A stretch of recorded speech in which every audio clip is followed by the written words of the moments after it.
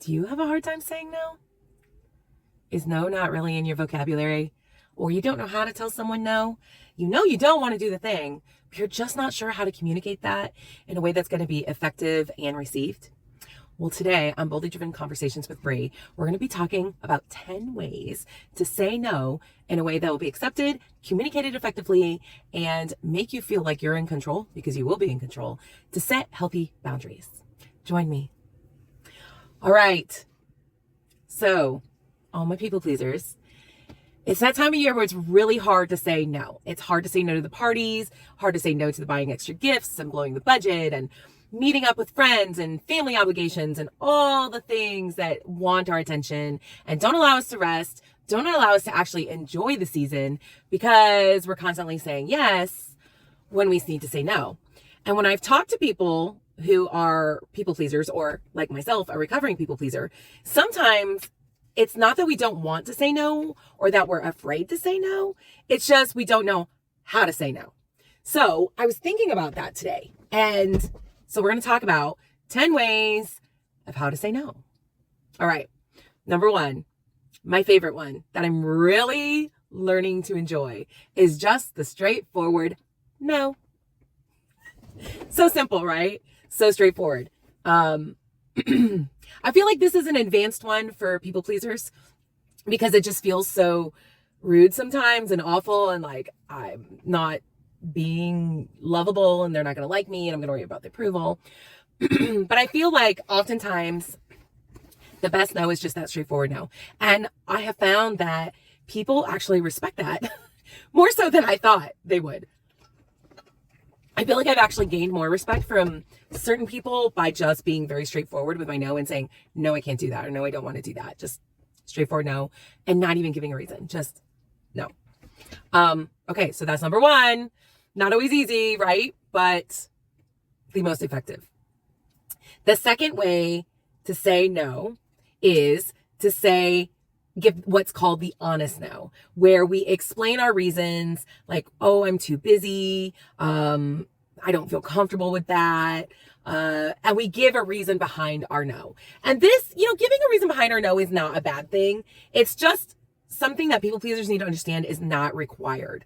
It's not required of you to actually tell someone why you don't want to do something. You can just say no. We can do tactic one and just give the straightforward no. But most people pleasers and our recovering people pleasers, especially in certain circles with our family and our close friends, we want to just be honest and give our reason why we have to say no. And that also is very respected most of the time, I have found. The third reason is the no but technique. I call it the no but technique. And this is where someone may ask something of you, but you can't do it or don't want to do it. And you offer an alternative solution. Maybe someone asks you to help them move and you have a really bad back and you just can't, and you don't have the time and the energy. So you use the no but technique. You say, no, I can't help you move, but I know a lot of guys who are super strong who can help you do this. Or, I have 3 sons who can help you move is what I've done in the past. So learning to give the alternative, because oftentimes as people pleasers, especially, we want to help. We want to be seen as helpful, right? And there's nothing wrong with that. There's nothing wrong with that as long as we're not getting all of our validation from these things. We can still be kind. We can still offer an alternative. If there's something we don't want to do or can't do or whatever, we can offer the alternative. So the no but technique. The fourth way,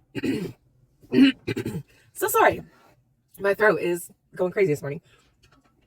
The fourth way we can say no is, I appreciate the offer approach. So we say, I appreciate the offer, but that's just not something that I'm interested in right now. So the point of saying that I appreciate the offer and the appreciate the offer approach is expressing gratitude, showing them that you appreciate something that they're offering us or opportunity that they might be giving us to be a part of something, but then we politely decline.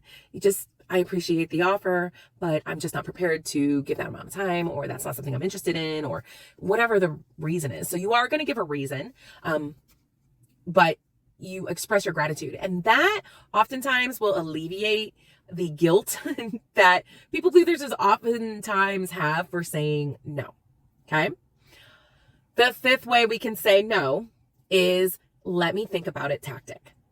So I love this tactic because what it does is it buys yourself some time to actually consider what is going on, but not fully commit. And oftentimes what I find that's really great about this tactic is when you say, let me think about it. Oftentimes the person will move on to someone else to ask them to do whatever it is they asked you to do or be a part of or whatever. And this buys you some time so that you don't actually have to say no. Because as people pleasers, we hate saying no, right? But this is a way for us to not just give that no answer. It buys us some time. And then, they may come back to us and say, oh, I found so-and-so is going to help me with this now. So you're kind of off the hook, or you don't really have to give an answer. You don't have to say no. I love this technique. I use this technique all the time on things that I really want to do, but I'm just not sure I have the time and energy for, or I don't want to say no. I just don't want to say no because I'm really interested in it, but I'm not sure that I'm really supposed to do it. This is just a really good way to kind of delay.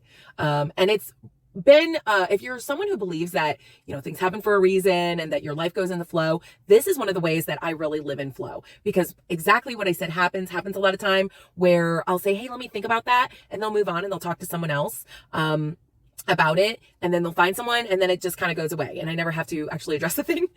The avoidant in me really loves this one. Or what happens is they'll come back to me in a day or two, or maybe a week, and they'll ask me again. And that oftentimes is the sign for me that, okay, maybe I really am supposed to do this. If I'm not really clear on if I'm supposed to do it or not, if I'm supposed to be a part of this thing, if I'm really supposed to, say yes. So this is a really great tactic for that as well, for living in flow. The sixth way to say no without actually saying no is, I don't know that I'm the right person for this excuse.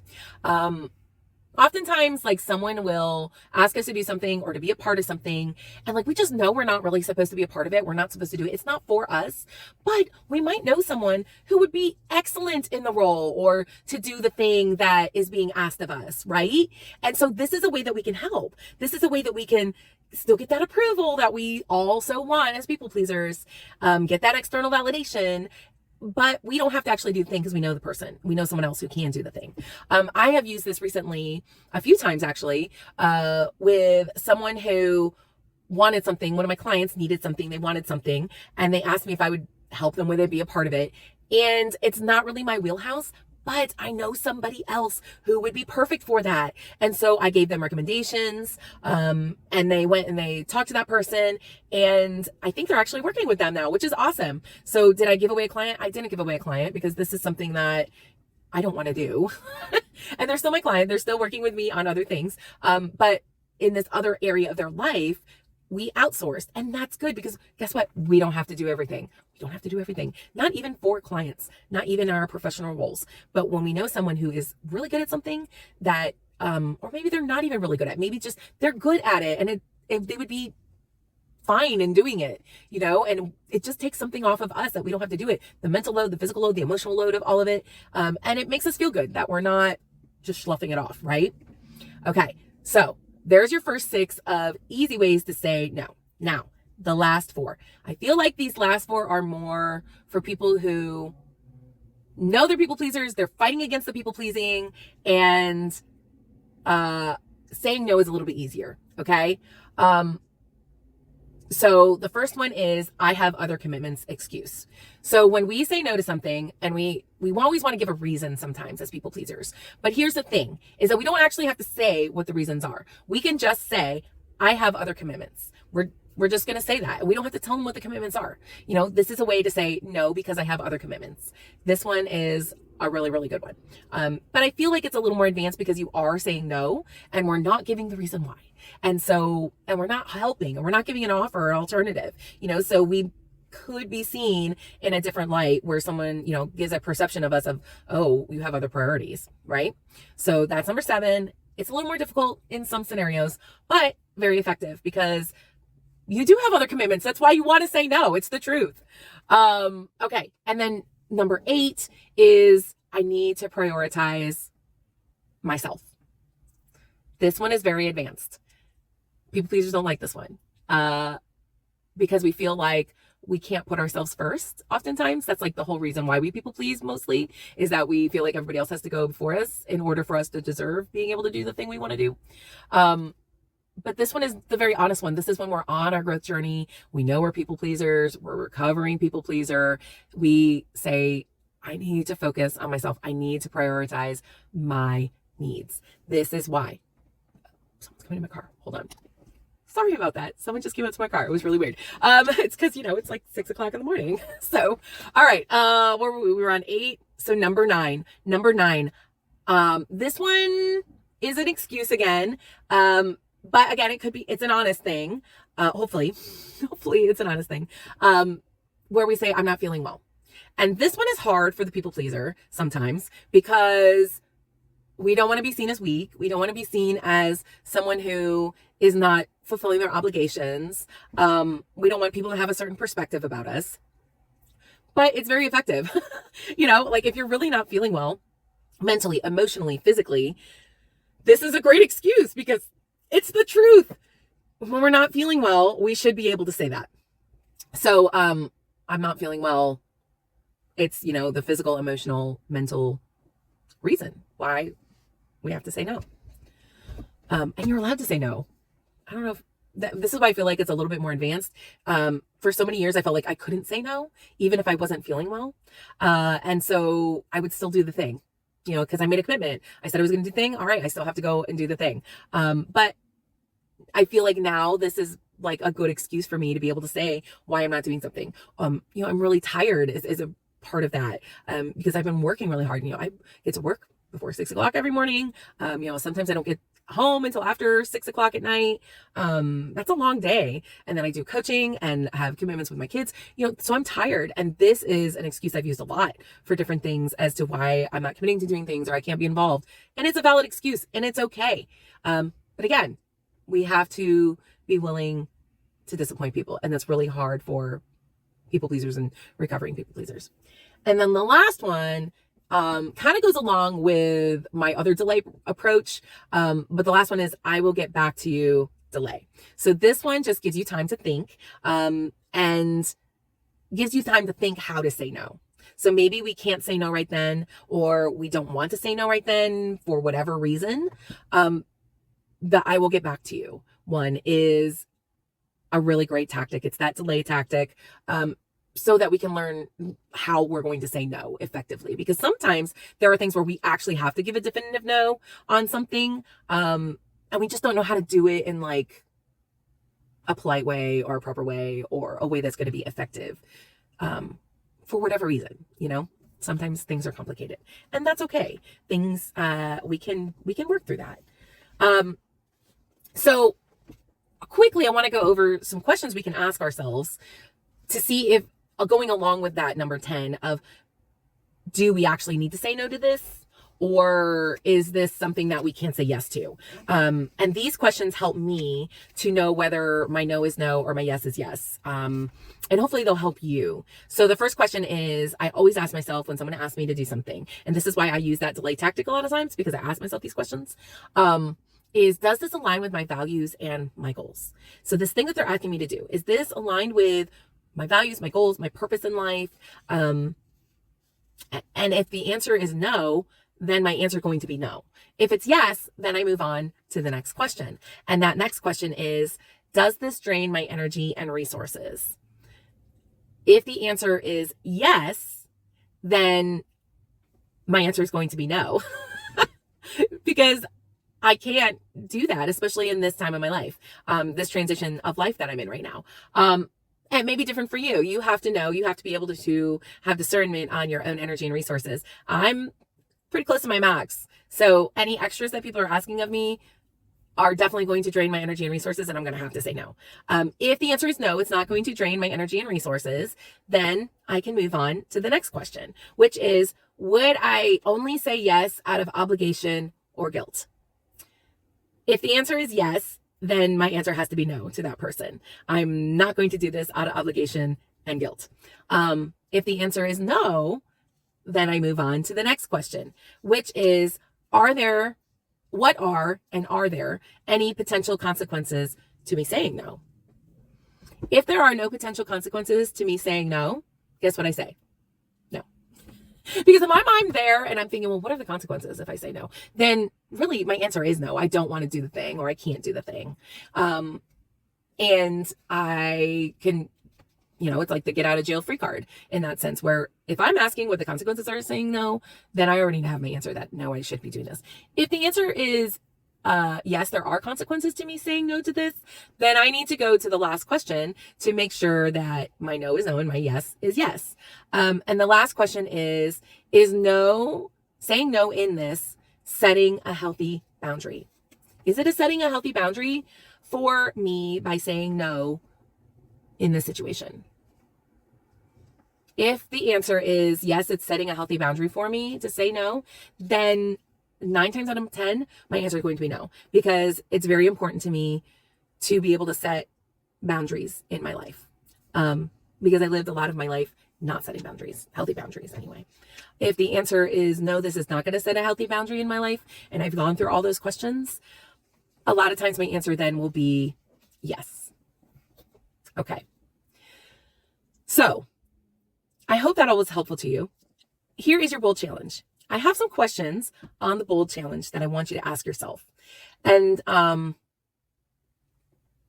especially if you're a people pleaser, I'm assuming you're a people pleaser if you're watching this. It's really hard for us to say no, right? But we really need to get to the root of why it's hard to say no. What is it that drives us to say yes all the time? So these questions, there are 4 of them, I want you to ask yourself to help you get to the root of why you are constantly saying yes to everything and afraid to say no. The first question is this: what do I fear in saying no? What is the fear? What is the fear in saying no? Is it rejection, disapproval, being abandoned? What is it that we've experienced already in our life when we've said no, or we've seen other people say no, that causes us to fear saying no? The second question is, where is my worth tied to me saying no? Because it's tied there somewhere. Somewhere we have tied our worth and our value to whether we say yes or no. And specifically, what have I tied my worth? Where have I done that? In what areas of my life where no makes me feel less worthy? Or where in my past has me saying no been tied to my worth? So we can break that chain. We can break that limiting belief that no is tied to our worth, because it's not.